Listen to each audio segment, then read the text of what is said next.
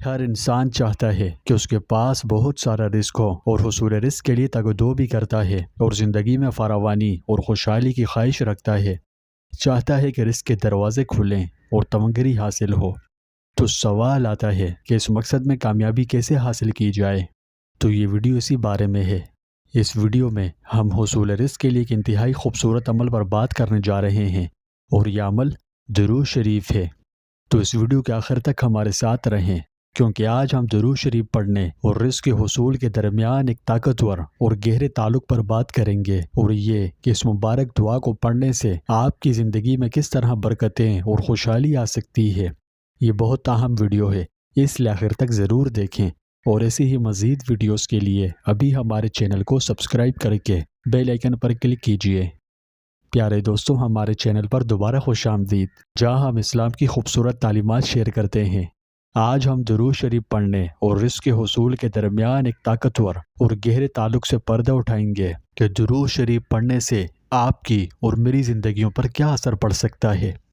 جیسا کہ آپ جانتے ہیں کہ درود شریف ایک بہت ہی مبارک اور بہت ہی پیاری دعا ہے جو ہم اپنے پیارے نبی صلی اللہ علیہ وسلم سے اپنی ایمانی وابستگی اور محبت و عقیدت کے اظہار کے لیے آپ پر بھیجتے ہیں۔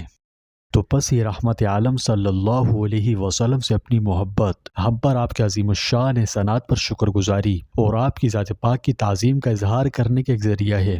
دراصل یہ وہ مبارک اور مقدس عمل ہے کہ خود اللہ سبحانہ و تعالی بھی اپنی شان شان اس عمل کو کرتے ہیں، اور اس کے فرشتے بھی دن و رات اس عمل میں مشغول رہتے ہیں۔ پھر اللہ رحیم غفور الرحیم کی رحمتوں کے کیا کہنے کہ رب کریم نے ہم امتیوں کو بھی اپنے اور اپنے پاک فرشتوں کے ساتھ اس زبردست عمل میں شامل ہونے کی ترغیب دی ہے، اور ایک درود کے بدلے 10 رحمتوں کا وعدہ بھی فرمایا ہے۔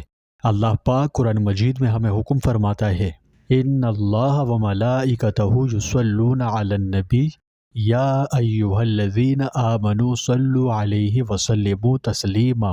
بے شک اللہ اور اس کے فرشتے نبی صلی اللہ علیہ وسلم پر درود بھیجتے ہیں۔ اے ایمان والوں، تم بھی ان پر درود بھیجو اور خوب سلام بھیجا کرو۔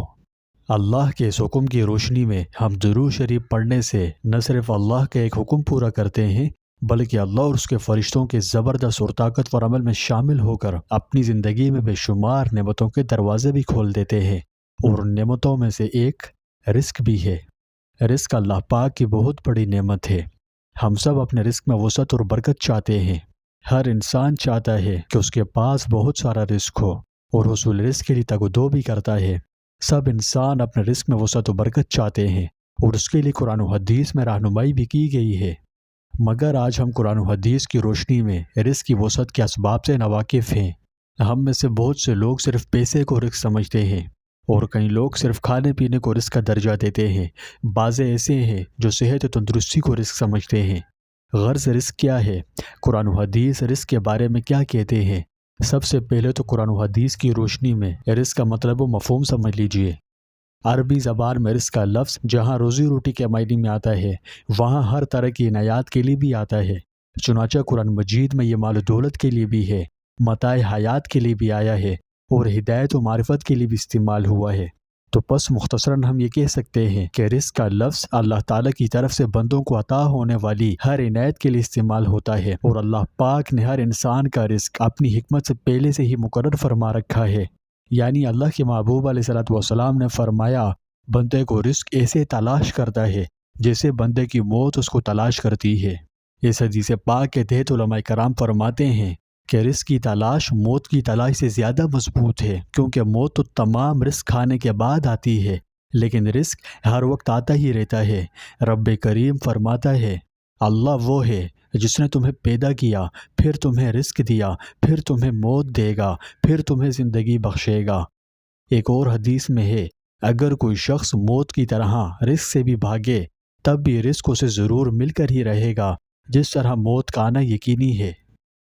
تو پیارے دوستوں، ہم میں سے بہت سے لوگ مسلسل اپنے رزق کو بڑھانے کے طریقے تلاش کر رہے ہیں، جو کہ ٹھیک ہے، اچھی بات ہے، کرنی چاہیے۔ حصول رزق کے حلال اسباب تلاش کرنا اور پھر انہیں اختیار کرنے میں کوئی برائی نہیں ہے، بلکہ نہ کرنے میں ہے۔ تو اب چاہے وہ محنت سے ہو، کاروبار کے ذریعے ہو یا اضافی ملازمتوں کے ذریعے سے، اگرچہ کوشش بلا شبہ اہم ہے، اس میں کوئی قباحت نہیں، مگر اعتدال ضروری ہے۔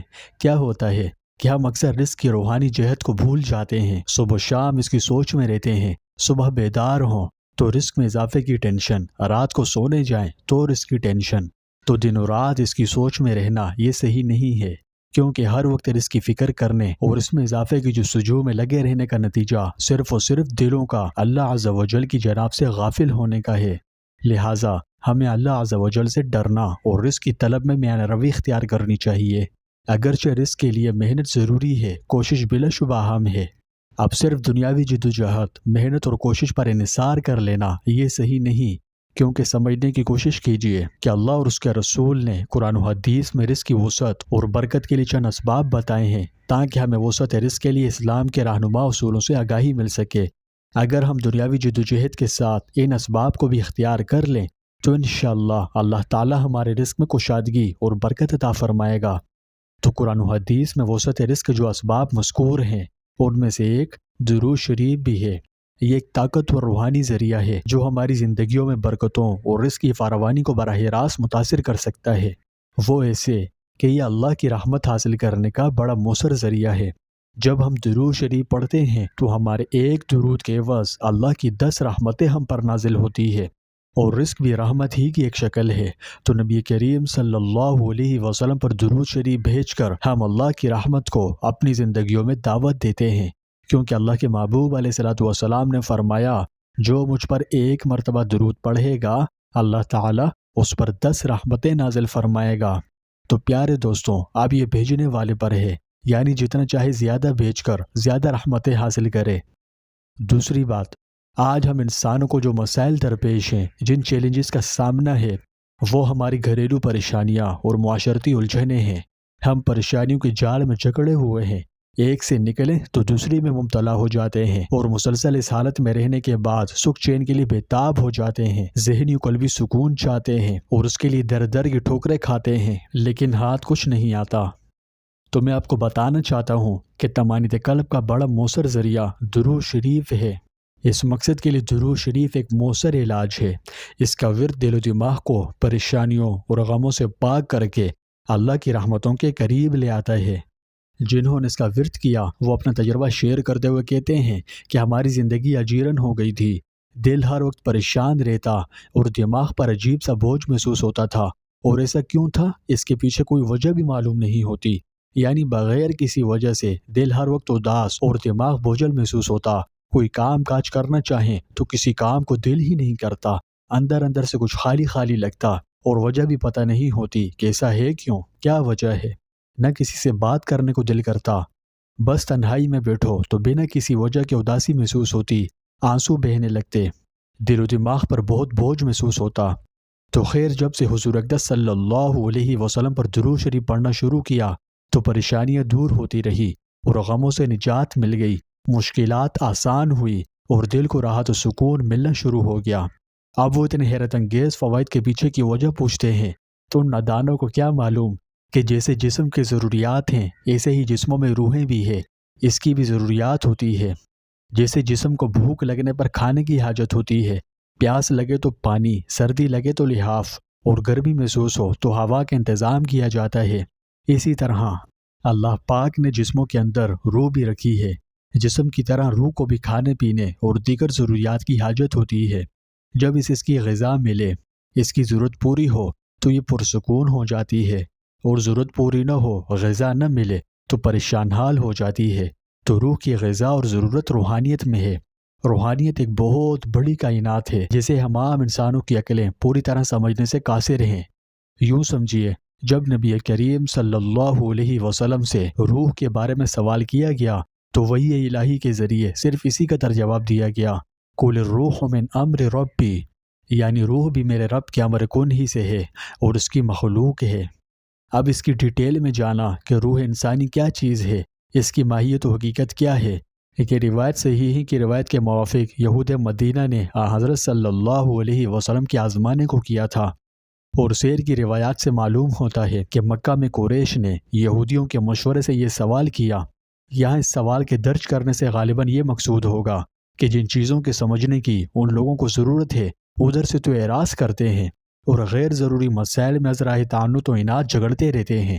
حالانکہ ضرورت اس کی تھی کہ وہی قرآن کی روح سے باطنی زندگی حاصل کرتے اور اس نسخہ شفا سے فائدہ اٹھاتے، مگر انہیں غیر ضروری اور معاندانہ بحثوں سے فرصت کہاں۔ روح کیا ہے؟ جوہر ہے یا عرض، مادی ہے یا مجرد، بسیط ہے یا مرکب؟ اس قسم کے غامض اور بے ضرورت مسائل کے سمجھنے پر نہ نجات موقوف ہے، نہ یہ بیس انبیاء کے فرائض تبلیغ سے تعلق رکھتی ہے۔ بڑے بڑے حکماء اور فلاسفے آج تک خود مادے کی حقیقت پر مطلع نہ ہو سکے، جبکہ روح جو بہرحال مادے سے کہیں زیادہ لطیف و خفی ہے، اس کی اصل ماہیت و کن تک پہنچنے کی پھر کیا امید کی جا سکتی ہے؟ مشرکین مکہ کی جہالات اور یہود مدینہ کی اسرائیلیات کا مطالعہ کرنے والوں کو معلوم ہے کہ جو قوم موٹی موٹی باتوں اور نہایت واضح حقائق کو نہیں سمجھ سکتی، وہ روح کے حقائق پر دسترس پانے کی کیا خاک استعداد و اہلیت رکھتی ہوگی؟ اس لیے سوال کا یہاں بڑی خوبصورتی سے جواب دیا گیا۔ تو حاصل گفتگو یہ ہے کہ درود شریف پڑھنے سے اللہ تعالیٰ کی رحمتوں، برکتوں اور نعمتوں کے دروازے کھلتے ہیں اور طمانینۃ قلب جیسی نعمت عظیم حاصل ہوتی ہے۔ اور جو لوگ درود شریف پڑھے ہیں تو ان خوش نصیبوں کو ملائکہ کی دعائیں بھی ملتی ہے، یعنی فرشتے ان لوگوں کے لیے اللہ سے دعا کرتے ہیں جو نبی کریم صلی اللہ علیہ وسلم پر درود بھیجتے ہیں۔ فرشتے جو کہ اللہ کی پاک اور گناہوں سے معصوم مخلوق ہیں، تو جب یہ کسی خوش نصیب کے لیے اللہ سے دعا کریں تو آپ کا کیا خیال ہے؟ ان کی دعائیں قبول نہیں ہوں گی؟ بلا شبہ ہوں گی۔ فرشتوں کی دعا زندگیوں کو بدل دیتی ہے، رزق میں برکت سے لے کر صحت جیسی اللہ کی عظیم نعمتیں حاصل ہوتی ہے اور زندگی خوشحال ہو جاتی ہے۔ تو پیارے بھائیوں اور بہنوں، رزق صرف مال و دولت، پیسے کا نام نہیں ہے، اس میں صحت بھی ہے، ذہنی و قلبی سکون بھی ہے، محبت بھرے تعلقات اور بھی بہت کچھ شامل ہے۔ تو درود شریف کو باقاعدگی سے پڑھنے سے ہم خود کو اللہ کی رحمت سے قریب کرتے ہیں، جس سے ہماری زندگی کے ہر پہلو میں برکتیں اور آسانیاں آتی ہے۔ درود و سلام بہت مبارک عمل ہے، اس کا ورد بے شمار فوائد و برکات کا ذریعہ ہے، تو کیوں نہ اسے اپنی روزانہ کی عادت بنا لیں اور اس مبارک عمل کی معجزاتی طاقت سے پیدا ہونے والی خیر و برکات کا تجربہ کریں۔ اگر آپ کو یہ ویڈیو اچھی لگی، کچھ سیکھنے کو ملا، تو ہمارے چینل کو لائک، شیئر اور سبسکرائب کرنا اور گھنٹی کو دبانا نہ بھولیں، اور درود شریف کی برکات کو پھیلانے کے لیے اس ویڈیو کو زیادہ سے زیادہ شیئر کیجیے۔ اللہ پاک ہم سب کو رزق کی کثرت سے نوازے اور اپنے پیارے محبوب علیہ الصلوۃ والسلام پر درود شریف بھیجنے کے مبارک عمل میں ثابت قدم رکھے۔